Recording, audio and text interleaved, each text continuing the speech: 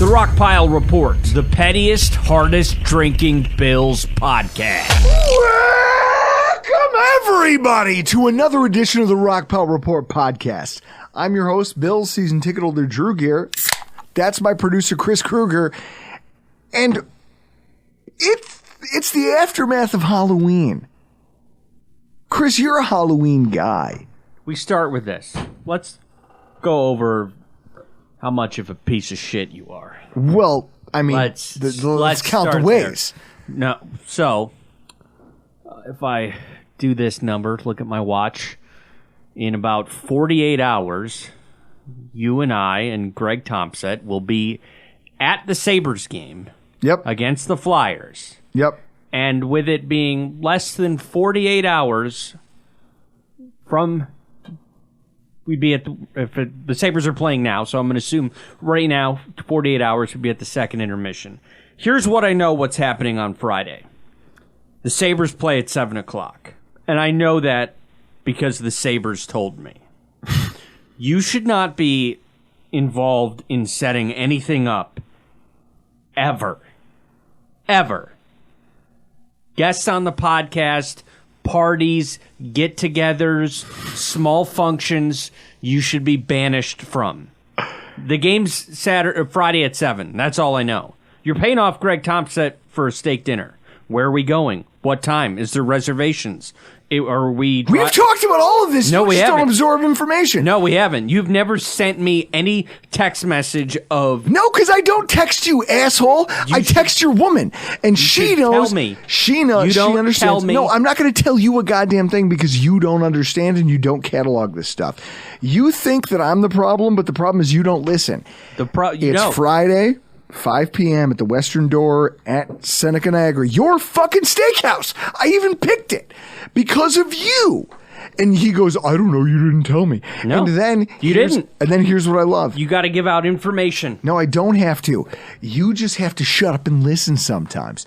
So I have a steakhouse reservation so I can pay off my debt to Greg Thompson because I constantly, and I was close. I was real close on this one. Greg was nervous. Think so. Greg was nervous in the fourth quarter there against Miami because he goes, if Miami pulls off a Hail Mary here and wins this game, I owe Drew a steak dinner in Cleveland. It's like, oh, dude, I'll turn Cleveland upside down because that place is a toilet already. No one will know.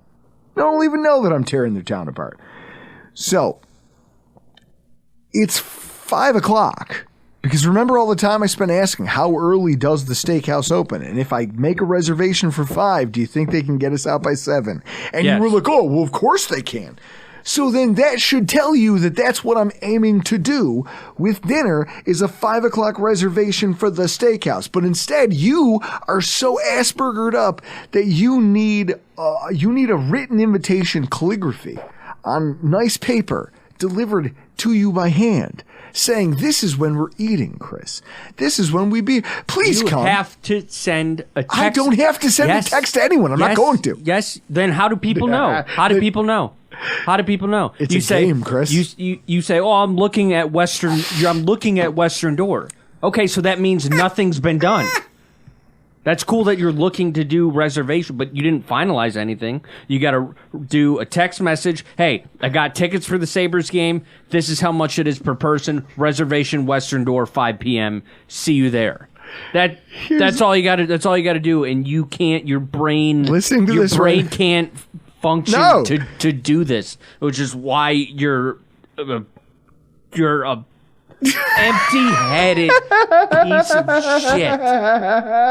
When I plan things... Yes, when you plan things. I give people information. When I book guests to come on this show, here's the time. Here's how long it's going to be. Here's the method we're doing. Zoom, Google Meet, Skype, whatever, a telephone, 2 Dixie cups in a string. I will give out every method of the plan to have a guest, or if I'm going to throw, like last year, Rams opening night. It's a Thursday. I'm off.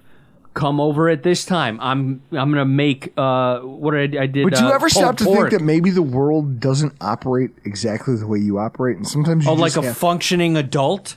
Yeah. Oh, hey. Sometimes you just have to deal. Sometimes you just have to deal. I think you need to learn. I'm not gonna. You need to learn how to plan things and invite people correctly. You're like on the same level as Mark Smith. Which is funny because me and Mark Smith plan most things and host most people. So who's the problem? You. Us? You. Or you? You. I am not the problem. Guys, at Rock Power Report on Twitter, if you go to our Twitter feed right now, I'm about to upload a poll.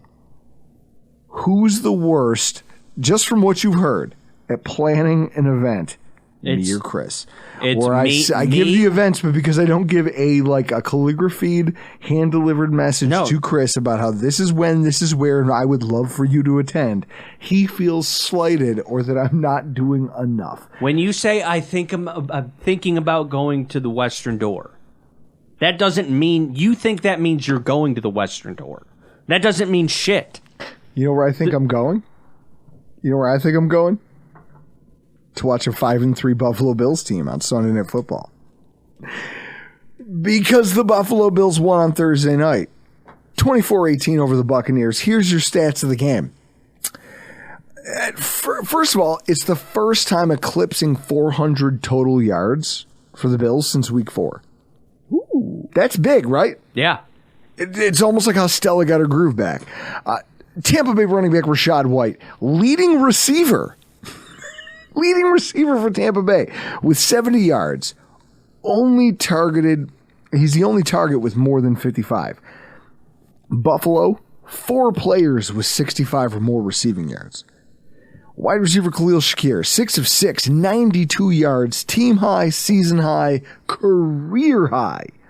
Dalton Kincaid, 5 of 7, 65 yards and a tutty, his first of his career. Happened in our end zone. It was pretty cool, wasn't it? Yeah. Watching Kincaid Our end zone. Watching that happen, it was pretty sweet. NFL officiating, 20 penalties, 160 total yards called in this game. Who's the official? Who cares? I hope he's dead on the side of the highway right now as we're recording this. Wait, did I say that?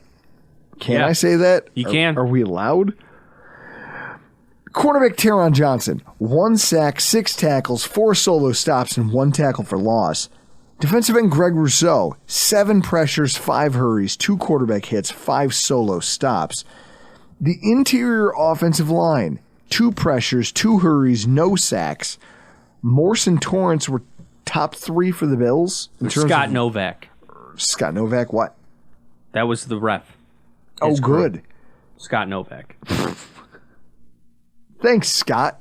Thanks, Scott. The Bills' no-huddle success rate. This is a big one.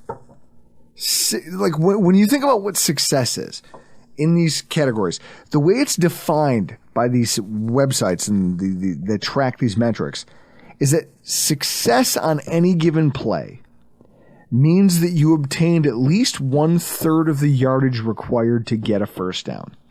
Because realistically, if it's 1st and 10, and you get a third, and then you get a third, and you get a third, you get the first down, and you never see a 4th down, right, Chris? Yeah. Okay.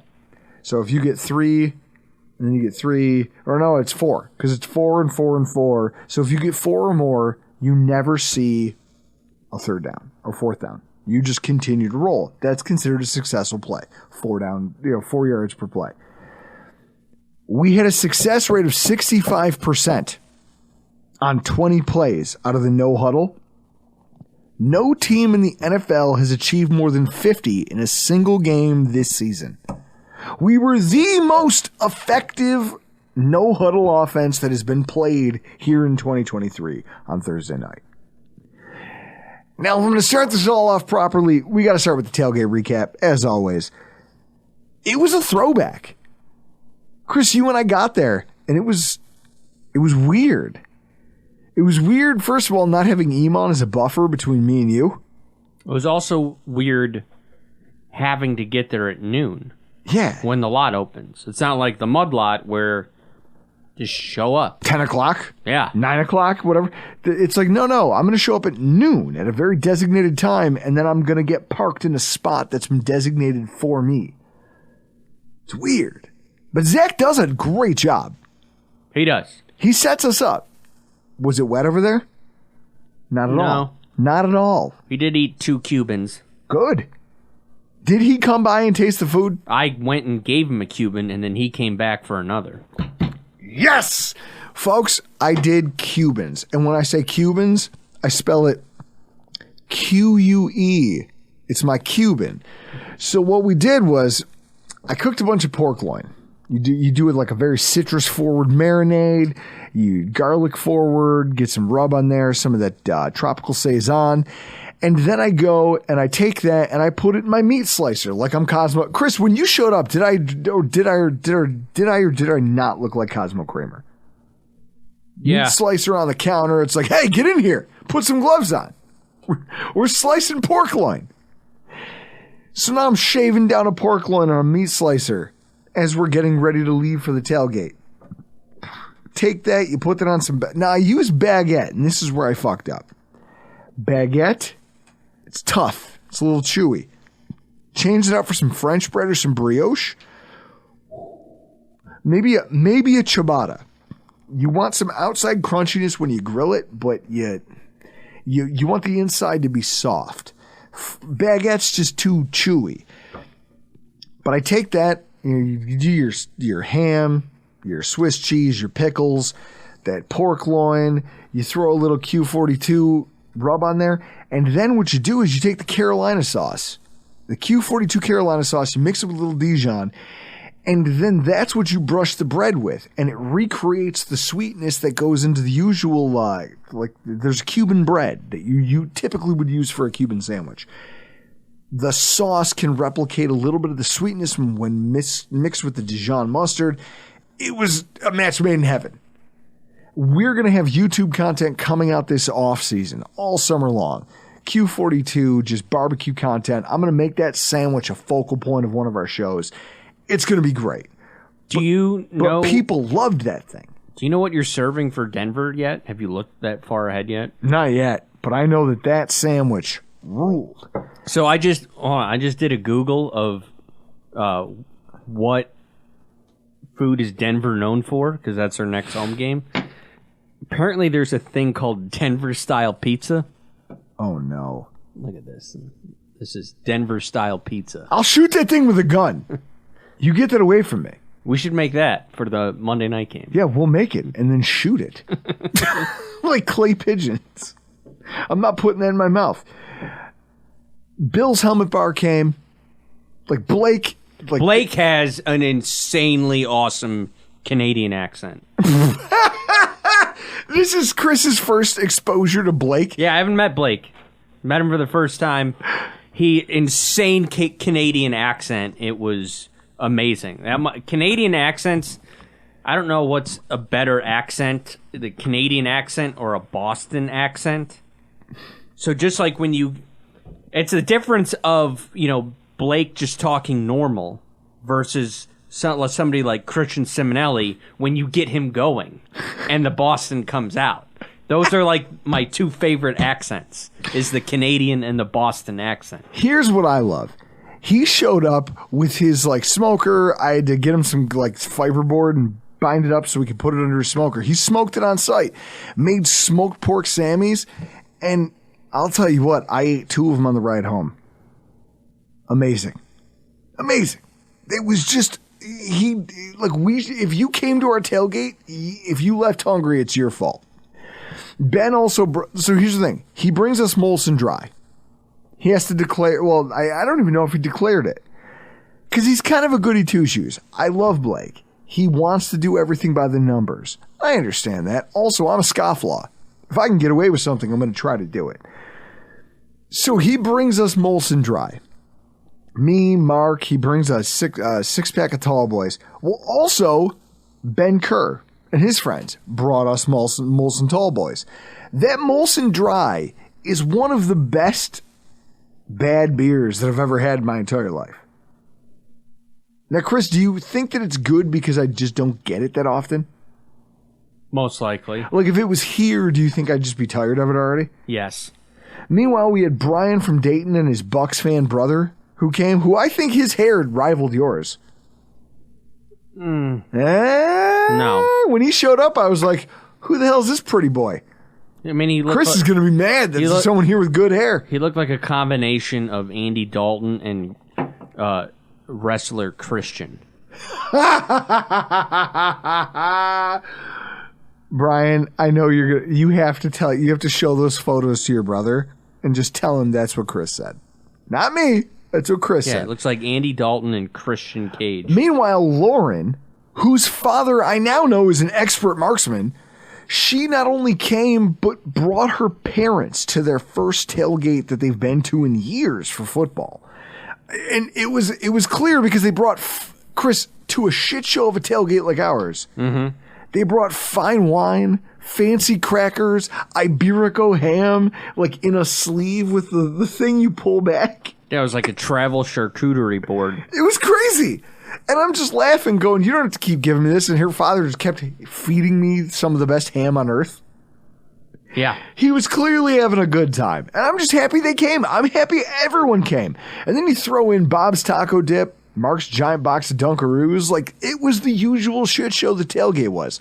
I will say that the whole thing was a throwback for me. Because I truly missed Iman. I really did. There was a day when I was the one who would quarterback the food and quarterback the cooking, kind of by myself. Potter helped, Dan helped, but it was usually me, and it was usually because I was trying not to get too shit-faced so I could drive home. It's like, guys, I need to focus on cooking and doing something other than just playing drinking games and hanging out, because if I don't do that, I will fail here. And I'll tell you, having Iman around has helped with that, but it's also given me someone to commiserate with in the pursuit of that. And it's kind of how this whole Q42 thing came about, was I liked cooking with Iman. This week, I could say, like, it was a thing you always play for Reed when he comes on the show. It's like, dude, the Tenacious D. Oh, dude, yeah. I totally missed you. I totally miss you. That was it. That was me. It's just like, man, I miss my cooking buddy. I can't wait to get back to tailgating with Iman. I can't, but this one was good. This was a great time. Everyone had fun. And I don't know. I guess if we're talking about the game itself, so many other people have already gotten their podcasts out, their video breakdowns. You've seen everything. You've heard everything. What could possibly be said here tonight that would be original? Man, if you don't know who we are, then you haven't been listening long enough. First of all, Chris, I want to start by addressing the final statistic that I just read off there at the top of the show. The no huddle and just this spread heavy offense. And kind of revisiting what we talked about a few weeks ago with shadow theory. I understand why, knowing that your team can, like if you're Sean McDermott, you know that your team can run this fast-paced, high-octane offense that can score. That touchdown we scored with Stephon Diggs against the Patriots, Chris, it's fair to say that the Bills live and die on some real bullshit. We do. But it's our bullshit. And it's just like, look, we're so talented that you can't stop Diggs from making that touchdown. I understand that when you've been a coach like Sean McDermott, who's experienced what you have here in Buffalo, you might want to tone that down, right? You lived through 13 seconds, and everyone will blame Sean McDermott for being gun shy in that moment. And listen, I'm there with you. But what I will say is none of that happens if the Bills don't have to punt twice in that third quarter, coming out of halftime, where I think we only ran 5 plays between the two drives, 6 plays between the two drives, and you punted. That's the margin of the game. You were trying to do the thing you were doing in the first half, spread offense, high, and then you chose to run. And on the times you chose to run, you took tackles for loss, pushed you back, killed the drive. That was it. And then you punted. In theory, there might not have been time left for 13 seconds. If you could have just played a little ball control offense at some point in the middle of this game, go back to a close playoff win against Miami. 4 drives in the second half that burned less than 3 minutes of clock, and multiple drives that didn't get any real yardage. And it came down, Chris, you remember that. You were there, you, me, and Doug. Yeah. It came down to the final stand. It was like under 2 minutes. Dolphins still had a chance to go down the field and win the game. Sean McDermott's balls are that close to the bandsaw all the time. Go back to the Jacksonville game. You lose, 10-3? I believe it was 10-3. Clay Harbor scored the only touchdown. The Jacksonville your defense played them tough, but you couldn't score points. Kelvin Benjamin had a touchdown, and then he dropped it or got it punched out of his hands, and that was the end. You kicked a field goal, and you never came close to scoring again for the rest of the 57 minutes you had the ball. This is why effective ball control offense is so important to this guy. Because his whole career here, he's been getting fucked over and over and over again. Every time a game gets tight, he's that close to getting screwed. So I understand a little bit of why Sean McDermott is trying to ham-fist a running game into this football team. He goes, I want a team that can salt away a win. A team, get it into, it's the thing we always say in hockey, Chris. When you have a 2-goal lead in the third, just get it into the garage. Play defense, do enough on offense to keep the other team honest, and get this thing into the garage. Yeah, you don't want to ever sit back on a 2-goal lead. It's No. the worst lead in hockey. And so this is it. I understand why a coach like McDermott, having the history that he's had, would want to go into a season now saying, we're going to spend the early portion of the season focused on running 12 personnel, on running a complementary offense, and we're going to do all the things that we've never done before, because I need to know that when I need to trust you in hard moments in games, when we're this close to again, my balls are this close to the bandsaw, you guys as an offense are going to bail me out, and you're going to play nuanced, conservative but effective offense, and you're not going to turn the ball over. You're going to play small ball and still win. You're going to control clock, and that's how we're going to salt away games that get us to a Super Bowl. I understand how you could get to that place if you are Sean McDermott. At the same time, that's clearly not the answer for how you have to win football games right here and now when you don't have elite defensive output. And right now, they don't have it. So, I mean, Chris, is it fair to say they'd be thankful for slightly above average defensive output right now? Yeah. Okay. Kind of like the Sabres' offensive output. So watching Owen Power. Wait, score? Yeah. What's the score? 3-2. Yeah, suck it, Philly! God, if we could segregate New Jersey and Philly and just sink them into the ocean like Atlantis, I'd sign up for it. Mm-hmm. The worst part is there's people who listen to this podcast from those places. Listen, move now. Nothing's stopping you. Nothing out here but air and opportunity. What I will say is, watching that, I thought back to the Shadow Theory podcast. Just this idea that when I got philosophical and a little bit drunk, talking about Jung's shadow theory, and I'm waving a beer around and I'm yelling about good times. They were great times. Thinking about what it would take to make the Bills' offense special again. They must have been listening, because they started to harness pieces of it. They were not only aggressive, but they used, if you think back to the stat line that I rattled off, right? It wasn't just the numbers. It was the way we went about getting guys like Dalton Kincaid and Khalil Shakir and these guys involved in the game. it's not just the passing numbers or the statistics that got me like feeling like Ron Burgundy trying to explain to Veronica Corningstone that it's just a pattern in my pants. It's just a pattern. I don't understand.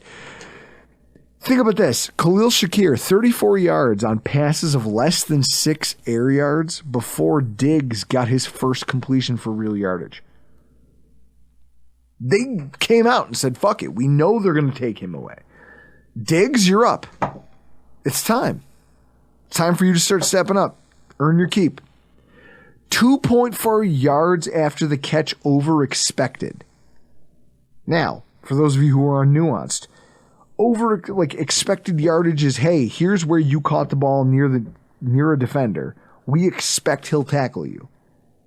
All this is being tracked through chips in their pads. If you don't get tackled there, then that's over expected yardage. Do you remember when Isaiah McKenzie used to regularly disappoint everybody like a negative? Not against figure. the Patriots. Yeah, except for that one time he was actually worth a shit. 2.4 yards after the catch over expected for Khalil Shakir in this game. Something Isaiah McKenzie could only dream of. 7th best of the entire week. A 100% catch rate. Chris, how many drops? I feel like every game Khalil Shakir's been a part of, there's been a drop, hasn't there? There has been. Preseason, postseason. I made a point of it after, I think, Friday, after the day after the game. I went and watched like the first 5 minutes of the bootleg live stream. Yeah. Since Brett Coleman is a Shakir truther, and he was pretty upset he didn't put him in his underdog parlay that he does. Yep. But Shakir showed out on Thursday night. Absolutely. I'd like to see more. Of course, we all would. But and look by at more, that. He I led mean the team in receiving yards. Give him more options. Throw to him, please. I also hate saying this, but Knox being out might have been the best thing for Dorsey because he didn't have a choice. He goes, well, Kincaid's still not a nuanced run blocker. Like, he hasn't had time to learn, so fuck it. We'll just use him as a weapon. How did that go? Do we need to recirculate the clip from Nate Geary? Yes. I need to tweet that out again. Yes. Oh my God. Can we please a mid-season bump for the tweet from Nate Geary where he made a real show out of making fun of the idea of the Kincaid pick. How do you feel now, Nate? Guys, maybe we should flood the what is the overtime show? What do they do afterwards? Nate Geary hosts the overtime post-game show. show. Guys, we should flood him with calls about Dalton Kincaid and 12 personnel. That's the troll right there. I'll do it if you do it. Let's get like 10 callers. You'd have to do it like how he impersonated you at the end of that episode because you couldn't get anyone's name correct. Hey, Nate, this is Andrew in Tonawanda. What did I say? O'Torrance Cyrus? I want to talk about... O'Torrance Cyrus? I want to talk about our new tight end, Dave Kincaid. Dave Kincaid? Nabe Geary?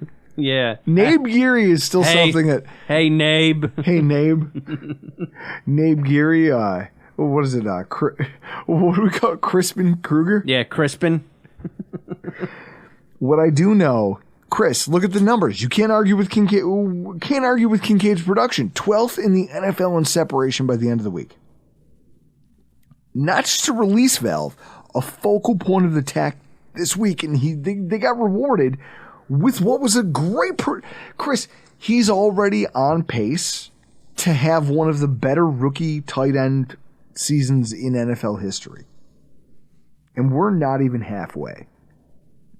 His role is only expanding because they're learning like, oh, he can go out there and match up against linebackers. Okay, cool. We're going to incorporate that. Like, these are the things. And he wasn't like, I don't know. I just feel like the way they used Kincaid and Shakir early were body blows. It's like it's like boxing. You open someone up so that you can climb the ladder, work your way up to the chin. And we hit him, and we hit him, and we hit him. And eventually everybody else opened up. We ignored Diggs for so long. You know, there's some statistics out there that some of which we're going to talk about in this week's AFC's Roundup show for Gabe Davis. Gabe Davis got so much attention. So much attention. And they're all productive. Every wide receiver had a good day. Isn't that what you want in a dominant offense? Yeah. Like, that's what I want. You finally gave it to me. You gave every single playmaker that we have production. And look at the way we just kind of barnstormed. If our defense could stop taking penalties, and if our special teams unit wasn't being flagged to death by these officials, this game should have been a laugher with the way our offense played, and especially just how selective they were about how they chose to attack them. It was perfect. And they got all the ancillary targets, and Diggs still got his share. Now, there are a lot of you whining about where we are. And Chris, I tried to tell this to Eric Harris, who responded to me via text that said, "Stop trying to cheer me up, damn it." What is our record over the last 4 seasons by week 9? So guys, I don't know if you know this. There's a lot of people out there upset about how the Bills have performed so far this season. They're acting like this is a bridge too far. This team stinks. They're weaker than the other teams that came before them. I want to walk you through just a little bit of this. So if I broke down, think about when the Bills became relevant. What, 2020? Yeah. Okay. So 2020 is when we really took that big step forward. That's when we went 13-3, right? Yeah, that's when Josh Allen established himself as, hey, I'm here. I'm a real quarterback. I have Stephon Diggs. We have a real offense. Let's go win something that matters. That's when I feel like our life that's when our window opened, was 2020. Since that window opened in 2020, okay? 2020, the Bills went 6-2. They had 2 9-point losses, or losses by 9 or more points. 2021, the Bills went 5-3. 2022, the Bills went 6-2. 2023, the Bills went 5-3.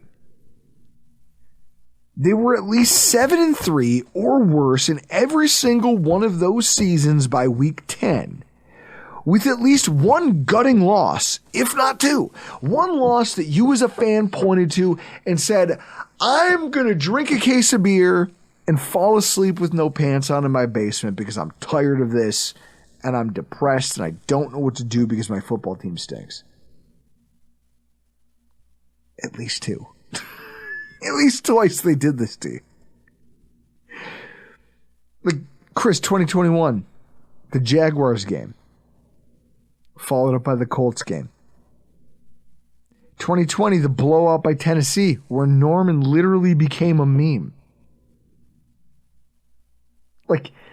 These games have happened to us. We have had bad fortune early in the season. This place we are as a fan base right now, questioning our offensive coordinator, questioning our quarterback, the offense. Oh my God, they're all terrible. Everyone stinks. What's more realistic, Chris? That everything that we've come to know about this football team is awful and broken and it was all fake to begin with? Or that the team is trying something? They're trying to do things because they're feeling it out. And then just like after that loss to the Jaguars, when Brian Dable was like, hey, I got the offense back. The coach finally realizes, hey, all right, enough is enough. Turn it loose. Mm-hmm. And then we just exploded all over everybody like a hurricane. What do you think is more likely? That this team is going to continue being the team we saw against Jacksonville? Or that or the Giants? Combination of the Bucs and Giants. Okay, so that's it, right? Because in the first half, the Bills were still trying to do the complementary football thing. What happened in that second half? We were just like, oh, okay, we can score. Even with turnovers. We're going to score more than you. Yep. We're a better football team. You're bad. Now, the way they played in that game should have gotten them beat. It didn't. The way they played in the second half of this game. Chris, should it have gotten him beat? Yeah, Allen should have fucking 4th and short, midfield-ish. Just go for it. Extend the drive. You could put the game away with your offense, which is the better of your 3 positional groups. If there's anything that offense, let him finish the game and put it away. And this is it. If there's anything that anyone wants to bitch about at this point in the season, it can't be about what our team's capable of, because you just saw some of it. And realistically, we've seen this before, right? Like, we've been here at this same record, this same place with this football team where we question whether they have any potency left, whether the quarterback has it, whether the offensive line is good enough. And yet this might be the best offensive line we've had. This might be the best talent group we've had in terms of depth, in terms of the spread of talent. It all comes down to the guy who ultimately overrides the plays, and that's Sean McDermott. What is his killer instinct like? And this is where defensive head coaches always come up short. It's not his fault. I don't blame him. But defensive head coaches always will come up short in this measure. Because in their mind, they're deferring to what they know. A guy like Sean McDermott looks at these decisions, Chris. Sean McDermott, here's your analogy. Oh, boy. Here we go. He looks real happy about this. Yeah. Sean McDermott always coming up short. It's like me when I was single and I went out to a bar to try to pick up a woman. I couldn't do it. I'd always come up short. I would say something and ruin it and not bring it home. That's Sean McDermott. Shocker, yet you somehow think that you're the arbiter of how to invite people to parties. I am. Hilarious. I am. It's the guy who's never been able to land a date and sucks at talking to people thinks that he understands party invitations. Because it's simple. Time, place, how much, like if it's an event, this is how much the ticket costs. This is where we're going to go to dinner before. You upset. I love getting you upset about that. Hey, you 3 weeks ago, you want to go to the Sabres game on the 3rd? Chris. Yeah. Chris. Cool. Chris. End of your ability to plan things. No. Do you know that I just don't tell you about it? Like, I'm doing the planning. I talk to other people. Now I just do it to annoy you. Because I see how you react to it. Yeah, because it's irritating that you can't communicate with other people. Yet I can, and I barely have people skills. Oh, you don't. Not barely. I have better people skills than you. Here's what I like, guys. We've reached this place where Sean McDermott might be the actual impediment to where we're headed. And so now he's got to take a hard look in the mirror, because that decision, I understand when like, hey, your special teams is being penalized, things are going wrong, you're constantly ending up with short fields. When you have the ball at midfield, and here's the play where it's, Chris, what was it, 4th and 1? 4th and 2? Which one? And it was like 4 times. At midfield, you had opportunities to do the thing that you've been talking about doing, running clock, so that you don't have to continue trying to fight your way through something. Or, oh my God, we might leave the door open for the other team. Here it is. I found it in our DMs from Eric Harris. Last 4 drives for the Bills. Punted from their own 49, punted from Tampa Bay's 47, punted from Tampa's 49, punted from Tampa's 48. No other NFL team in the last 30 years has gotten within a yard of or past midfield on each of their last 4 drives of a game and punted on all 4. There you go. So this is my point. Sean McDermott's got the things that it needs. He's got all the tools. He's the opposite of what Brian Daboll was in your famous analogy about trying to make cookies. He's got all the ingredients. Now you have to read the recipe and understand that. No, what it is he's got all of the ingredients and then some. So like when he's making chocolate chip cookies, I'm not putting those Nestle morsels in. I'm going to use these Walmart brand morsels and dump them in. That's what he does. What's frustrating is that those are the moments.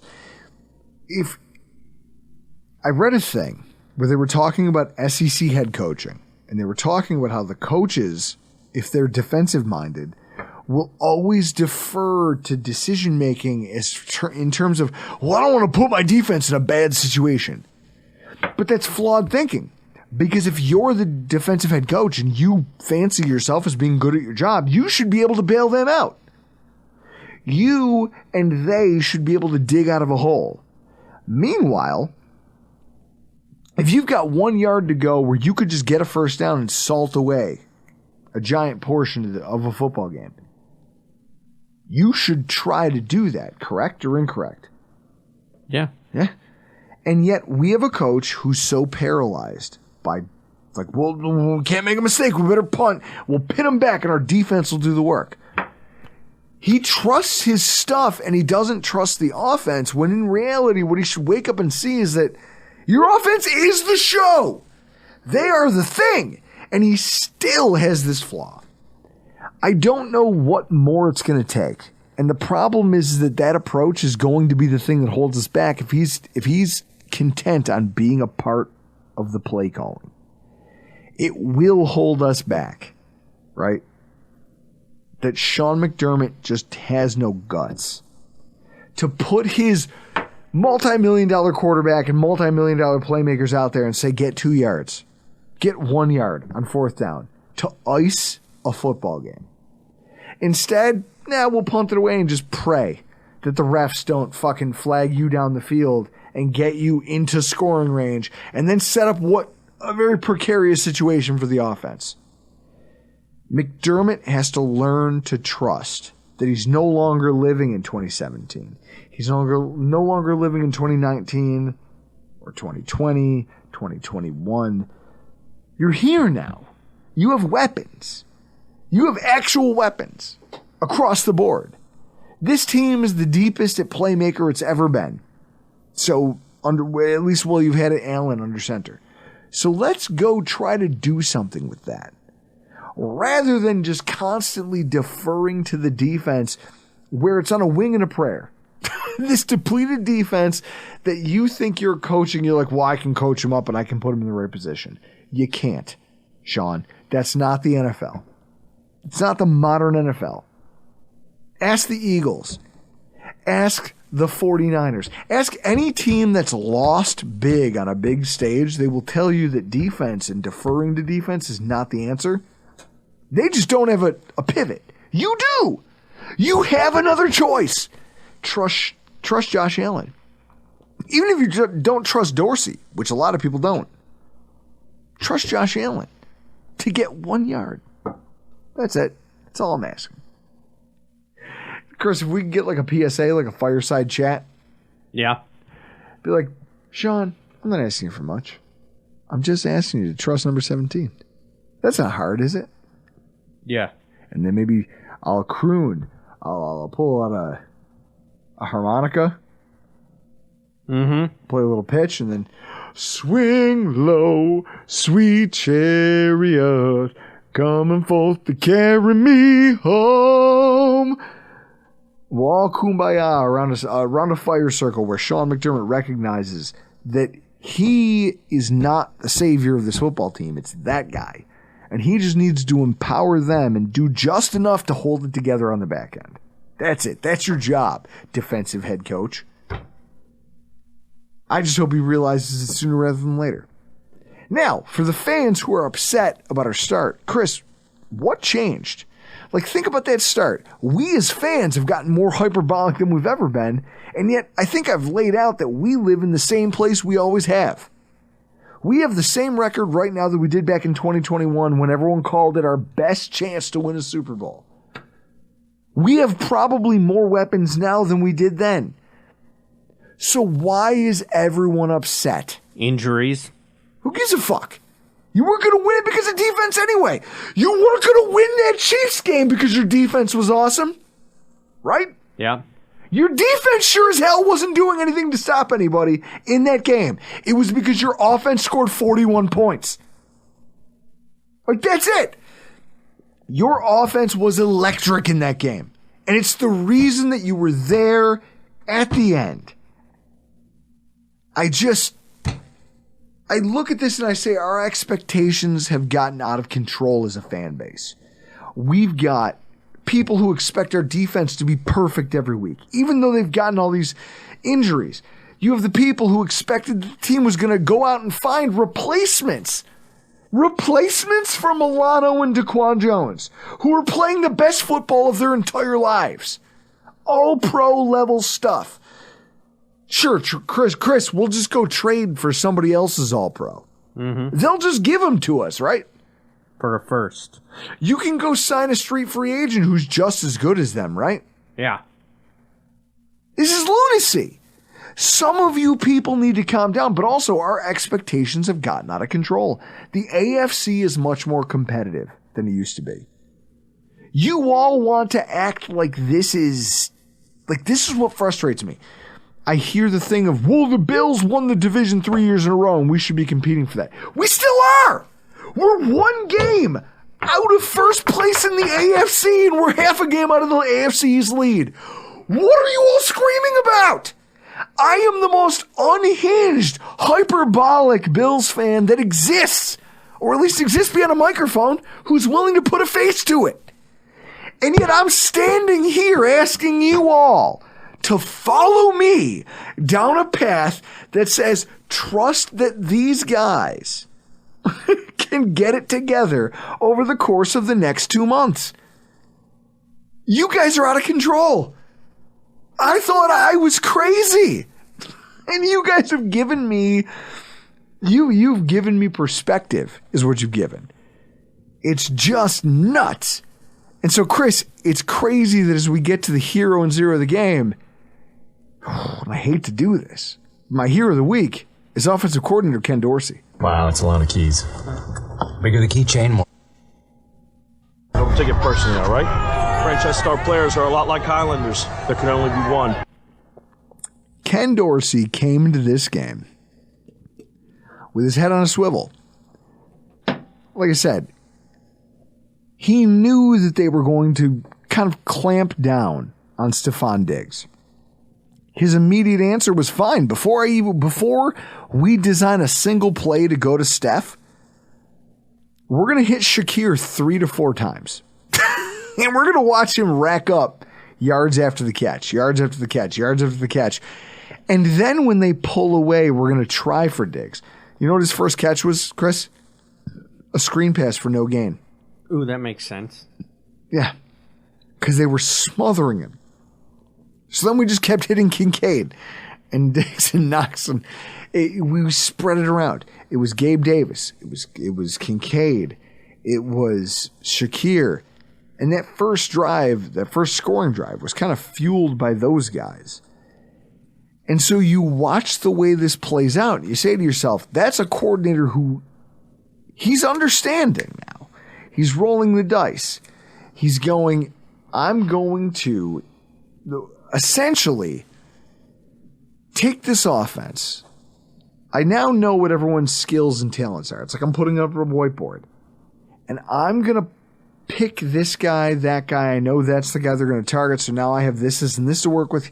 Here's my and he's starting to bake now, to Chris's famous cookie analogy. I'm going to start baking cookies, but I'm going to pick these ingredients. I'm going to do a small batch here, and I'm going to do a small batch there. And then later when they pivot, I'm going to have another degree to my game here because we're still going to get Diggs involved. All of you guys are getting 70 yards. It's just we have to pick a time and place, and we have to set them up for it. He showed that he has the ability and the urgency early on in a football game to get nuts. And then that no-huddle efficiency. I firmly believe, okay, here's how I back this up. I firmly believe that if you give Allen and Dorsey less time to operate, they're actually more effective. J-gun. They drive all the way down the field, Chris, and they get to the 1 yard line right in our end zone. And instead of lining up and just plowing into the end zone behind center, I think I tweeted out that play showed that they just didn't trust the interior offensive line. They call it timeout because they want to talk about it. They want to think about a smart play. Then they go and call like a flare pass to the sideline to Kincaid, and Jamel Dean just sees it coming a mile away. Just breaks in the ball and breaks it up. Turnover on downs right on the 1 or 2 yard line. If they had just continued the momentum that they had, that would have been a touchdown. Josh Allen running right over center. Or a handoff over center. But then he fakes it like he's going to throw it. Like, they could have scored on that drive from 4th and 1 from the 1 yard line. And instead they got cute. And it cost them. When they're not overthinking things, Ken Dorsey and Josh Allen can make magic. They need to learn how to harness that, and I feel like this is a sign that they can do it. It's just, can you do it consistently? Now, for 4 quarters. Because, Chris, I'm not going to lie to you, Sunday night, they're going to need it. Right? Yeah. You're going to have to be electric for 4 quarters on offense. You're going to have to be in your bag all of the time. I like the fact that Dorsey showed us that he at least has the wherewithal. He has the acumen. Called a great first half. The second half bogged down. Penalties kind of pinned us back, and you do what you can with that. But you have what you have, and ultimately we won the football game because our team scored. Chris, if you look over go to Pro Football Reference, and you look at the Buffalo Bills. That's it. If you just go back and you look at what the Buffalo Bills are, game over game over game. Okay? We scored 25 against the Patriots, but gave up 29. But we scored 24 against Tampa, and somehow it felt better. Right? Like, didn't our offense feel better in this game than it did last game? Yes. That's the disjointed nature of what they've built here. And so now you have to combine that. It's like that shadow theory thing I was talking about. You have to take the evil that is hero ball Josh Allen that you got in New England, where he just was dealing and playing out of his mind because he had no choice. Take that and marry it with what you have done in this Tampa Bay game from a play calling standpoint. Now you've got a monster. If you can just bring the two together, you will be the team that everyone thinks you could be. I don't know if they can get there. It'll be interesting to watch them try. And then there's the zero of the night, and that one firmly goes to NFL officiating. You folks fell on your face. You get an F- in my book. Chris, holy shit. Like, you and I have been part of a lot of toxic relationships. Right? Yeah. Are you dancing because they won? Empty netter. 5-2 Buffalo. Yeah, there we go. You know how many shots on goal we have? How? I think it's 16. That's it? Five goals and 16 shots. Something like that. New guy gets the breakaway empty netter. Bureau? Yeah. Does he have 2 on the night? Yeah. Look at that. But he had a break. You know what I would do? If I played in the NHL. Yeah, you don't. And I got a breakaway empty net chance. You never would. I would just rip a slap shot instead of just like the slide pass in. Like, oh yeah, I'm on a breakaway. There's do you know why nobody. They all do it? I would rip a clapper. Yeah. Do you know why though? Do you know why they don't do that? Because it's not as accurate, and it's really easy to miss that. When you're 3 feet in front of the net, doesn't matter. You guide it in. No, I would do that. Yeah, of course you would, because you don't actually play. Philly, because we're playing Philly tonight.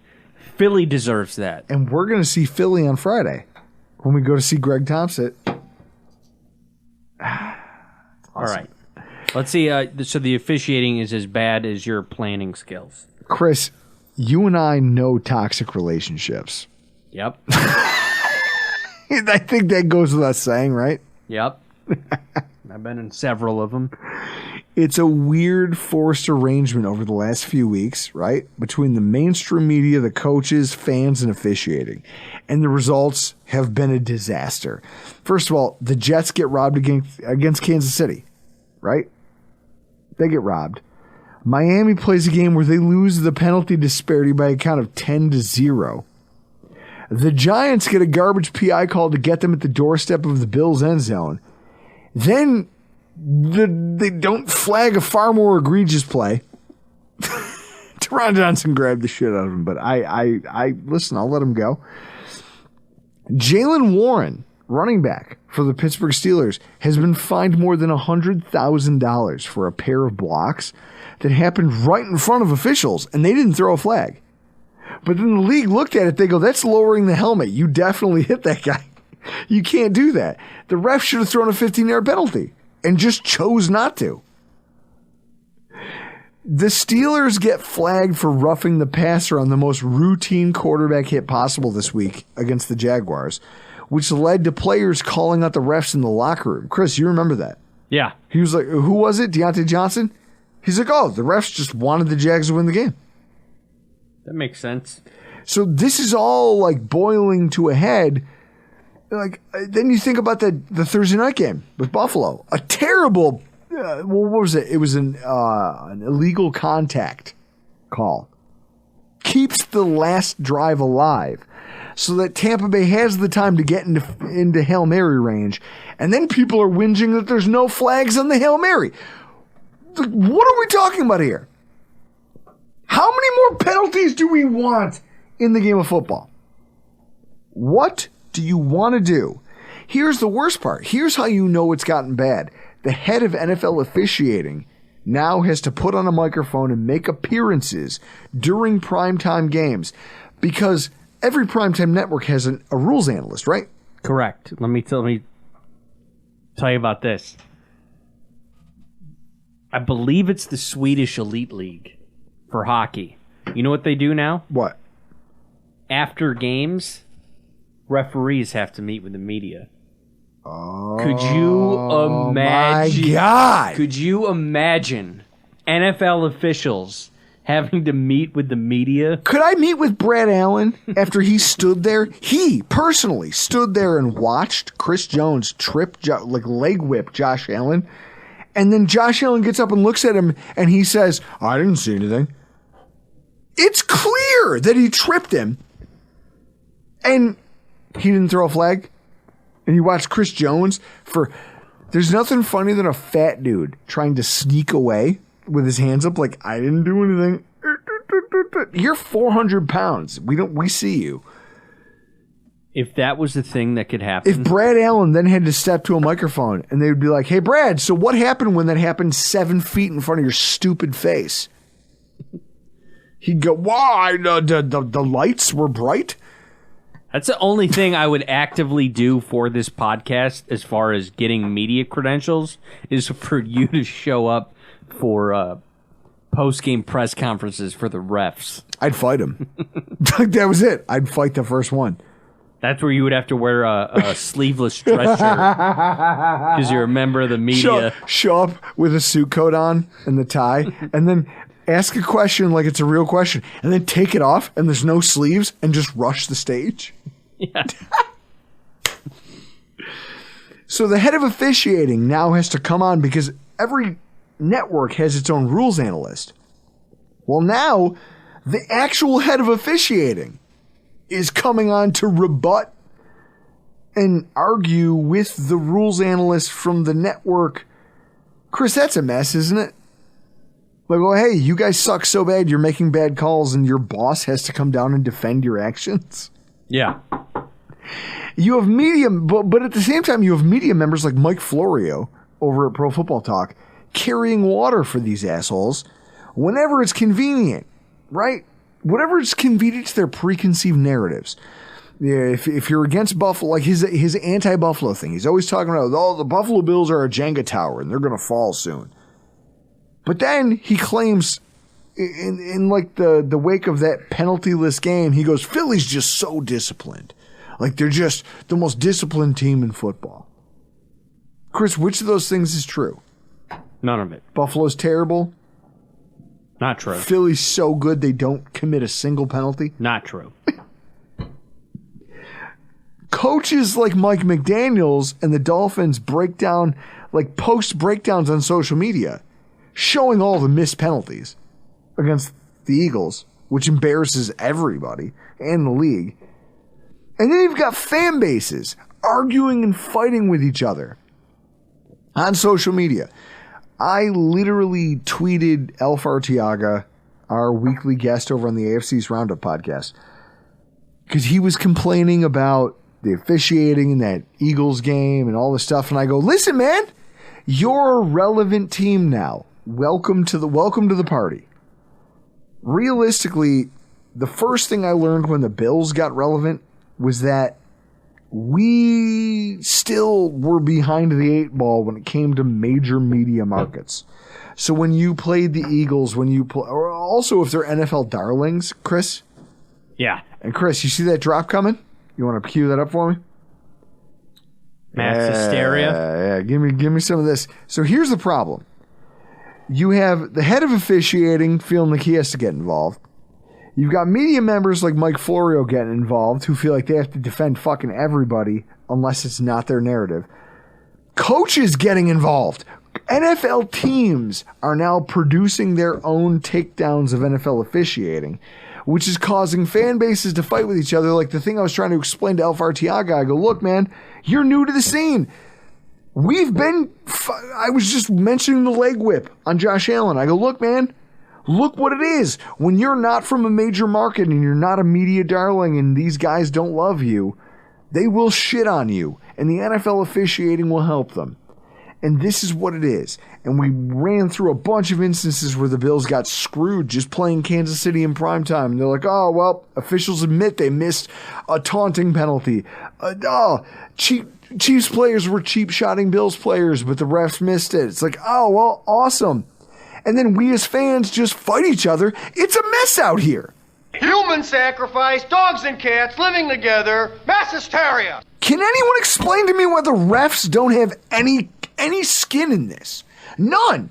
They get to cause all of this chaos. They get to force all of this, and they don't have to answer for any of it. They just collect their 6-figure paychecks and waltz on into the sunset.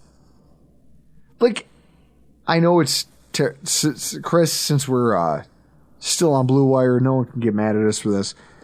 I'm surprised no one's like John Lennon to ref. I'm really shocked. I am. Because do you know how upset I've been? Yeah. I'm just saying. It's awful the way that they get to dictate the game, and then there's no consequence for it. And the numbers, for those of you who think I'm being hyperbolic, the numbers speak to it. Like, that's what I do. I collect data, and we talk about it. In 2022, there was 24,988 penalty yards amassed between all 32 NFL teams. It was 1,388 penalty yards a week. Through week 8 here in the NFL, 12,327 yards. Now throw in bye weeks, factor in all the teams that weren't playing.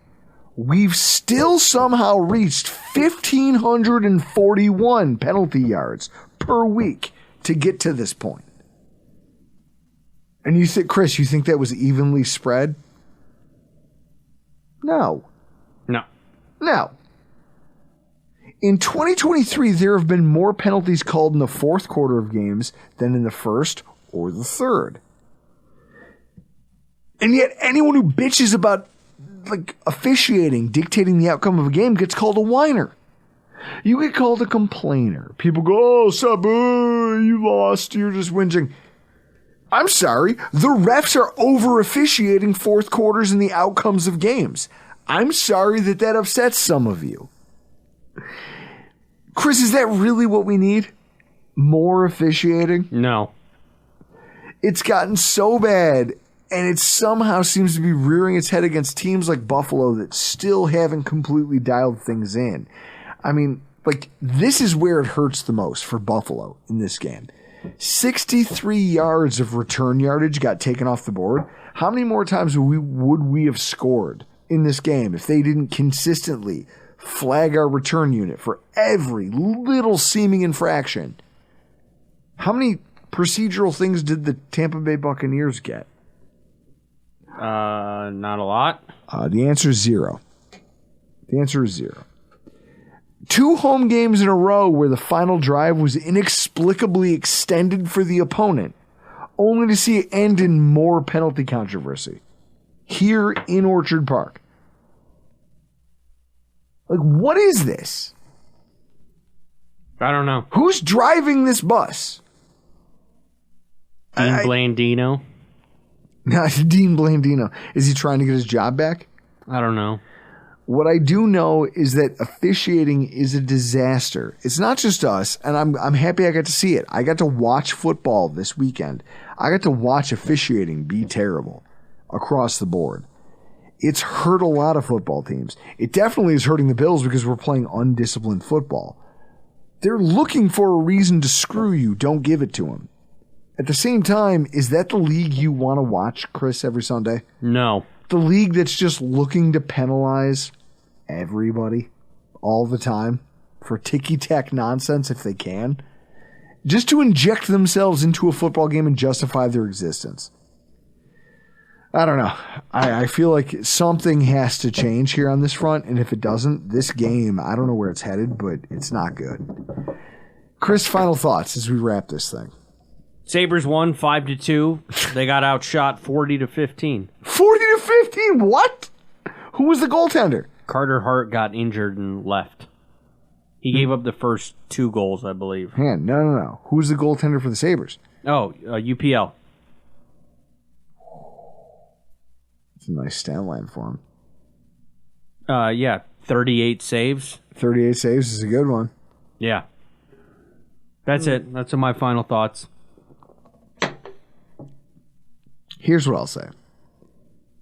The Bills are doing the thing that they've always done.